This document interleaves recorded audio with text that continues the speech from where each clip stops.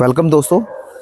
आज जैसे कि आप देख रहे हैं हम एक साइट पे है और प्लास्टर स्टेज चल रही है, प्लास्टर का काम चल रहा है साइट पे। तो दोस्तों प्लास्टर के बारे में हमने पहले भी एक दो वीडियो बनाई हुई है, लेकिन थोड़ा और अच्छे से समझाने की कोशिश करेंगे आपको। जिससे अगर पिछली वीडियो में हमारा कोई आप लोगों का कन्फ्यूजन रह गया तो उस कन्फ्यूजन को दूर करने के लिए एक और वीडियो बना रहे हैं हम प्लास्टर के लिए।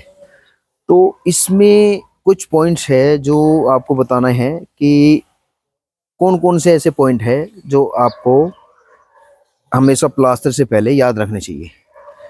सबसे पहले बात करते हैं कि अगर आपकी प्लास्टर स्टेज आ गया है, प्लास्टर आप शुरू करने वाले हैं, तो प्लास्टर से पहले आपको सबसे पहले ध्यान रखना चाहिए जो हमारा बिजली का काम होना है। बिजली के काम को पहले प्रॉपर तरीके से आपके सभी लाइनें, जितने भी पाइप्स डलने हैं, बिजली के स्विच बोर्ड कहीं या फिर जहाँ पे भी जिस चीज़ के पॉइंट देने हैं आपको, वो प्रॉपर फिनिश हो जाने चाहिए।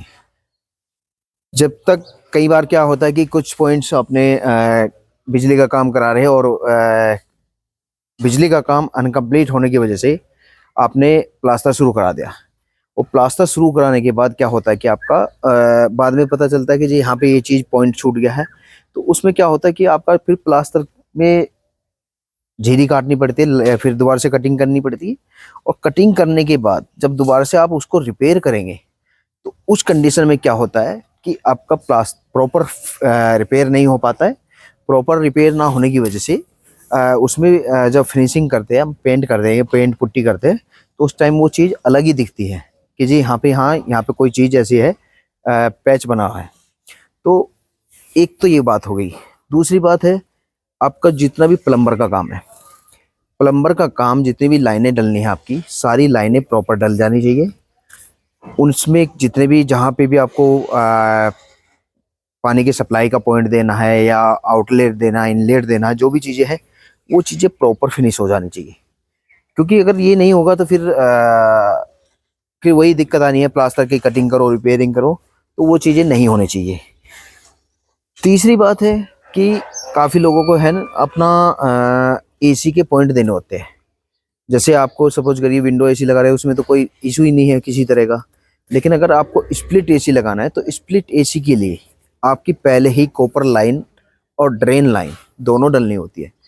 अगर दोनों चीज़ें डल रही है आपकी तो उसको पहले ही अपना एसी वाले को बुला के अपनी जो भी एसी का पॉइंट जहाँ पे देना है वहीं से आपकी ड्रेन लाइन उतरवा लो और अपना जो कॉपर लाइन है आउटडोर से इंडोर तक की जो लाइन डालनी होती है कॉपर लाइन, वो प्रॉपर तरीके से फिनिश करा लो। उसके बाद प्लास्टर शुरू करना चाहिए। अब बात करते हैं प्लास्टर करते वक्त किन किन बातों का ध्यान रखना चाहिए। तो प्लास्टर करते वक्त सबसे पहली बात, अगर हम आउटर प्लास्टर की बात करते हैं, आउटर प्लास्टर में क्या होता है कि आउटर प्लास्टर की मोटाई क्या होती है? आउटर प्लास्टर की मोटाई होती है आपकी 15 mm से लेके 20 mm तक की नॉर्मल मोटाई होती है। लेकिन वो अगर 25 तक भी जा रही है तो ऐसी कोई दिक्कत नहीं, आप ये मान के चलिए कि 15 से 25 mm की मोटाई आउटर प्लास्टर में जाती है। ठीक है जी।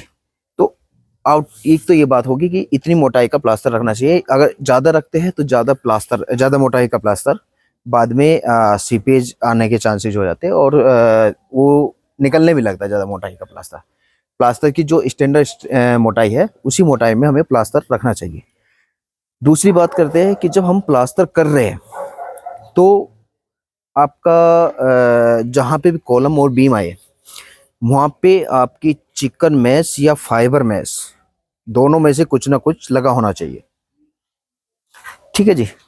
अगर आप चिकन मैश या फाइबर मैश नहीं लगा रहे हैं तो उस कंडीशन में क्या होगा, आपका जो कॉलम्स के जॉइंट आते हैं या छत के पास में जो बीम पड़ी होती है उसमें क्या होगा कि आपका वहाँ पे इन फ्यूचर क्रैक डेवलप हो जाते हैं, जिसकी वजह से वो आपको बाद में बहुत गंदा लगता है और वहाँ से सीलन जाने के चांस भी हो जाते हैं। जैसे बारिश के बरसात के टाइम पे अगर क्रैक्स हो गया वहीं से पानी घुसना शुरू हो जाता है। तो ये हो गया हमारा आउटर प्लास्टर के लिए। अब करते हैं हम इनसाइड के प्लास्टर के लिए। इनसाइड के प्लास्टर में अगर बात की जाए, इनसाइड के प्लास्टर की मोटाई आपकी 10 mm से लेके 15 mm के बीच में मोटाई होनी चाहिए आपके प्लास्टर की। जो कि स्टैंडर्ड साइज है, स्टैंडर्ड मोटाई है। तो अंदर के प्लास्टर में भी हमें सेम चीज़ें फॉलो करनी चाहिए कि आपका जो प्लास्टर है 10 mm से लेके 15 mm की मोटाई में होना चाहिए। उसके अलावा कुछ चीज़ें ऐसी है जो हम अंदर के प्लास्टर में आपको बताना चाहेंगे कि अंदर के प्लास्टर में हमें कौन कौन सी चीज़ों का ध्यान रखना चाहिए। तो ये अंदर के प्लास्टर में अगर बात करें तो अंदर के प्लास्टर में कुछ चीज़ों का सावधानियां रखनी जरूरी है।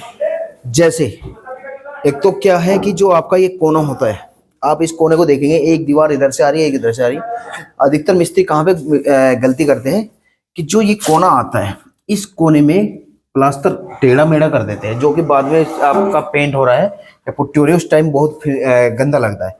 तो इस कोने में हमेशा गुनिया लगा के गुनिया में प्लास्टर होना चाहिए।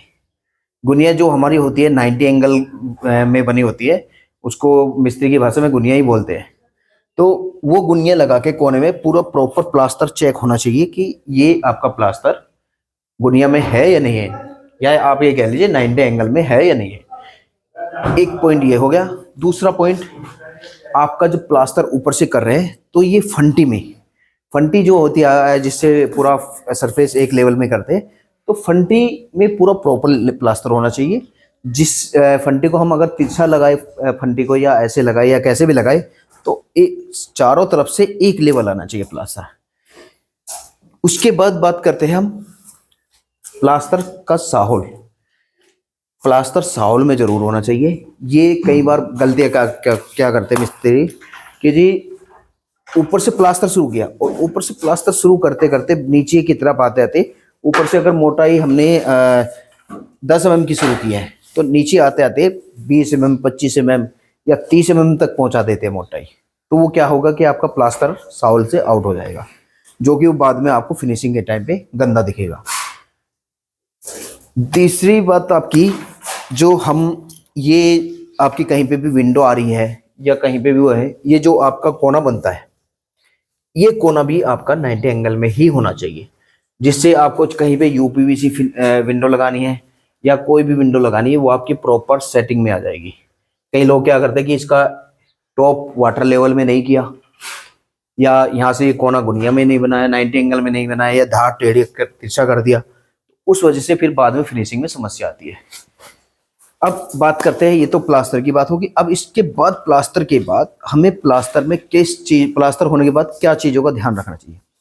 प्लास्टर होने के बाद हमें जितनी भी प्लास्टर किया है उस पे सुबह शाम मिनिमम, सुबह शाम 2 टाइम तराई आपकी होनी जरूरी है।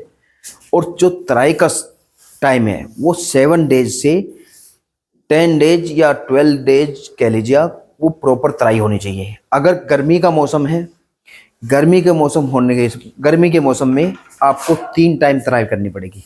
सर्दियों में आपका या बरसात में 2 टाइम भी आपका काफ़ी है, लेकिन अगर गर्मी का मौसम है तो आपको सुबह शाम दोपहर तीनों टाइम आपको तराई करनी पड़ेगी।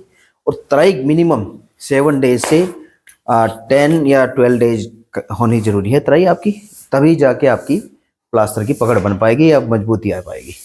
अगर वो उस चीज़ों का ध्यान नहीं रखा जाएगा तो आपकी समस्या ये इन फ्यूचर चल के एक सीपेज का रूप ले सकते हैं, या प्लास्टर में जो आपके क्रैक्स डेवलप होने लगते वो चीज़ें होने लगेगी। तो इन चीज़ों से बचने के लिए जो जो पॉइंट्स मैंने आपको बताए हैं, उन पॉइंट्स का ज़रूर ध्यान रखें। तो उम्मीद करते हैं दोस्तों कि आपको सारी चीज़ें जो मैंने आपको बताई वो समझ में आई होगी, और धन्यवाद।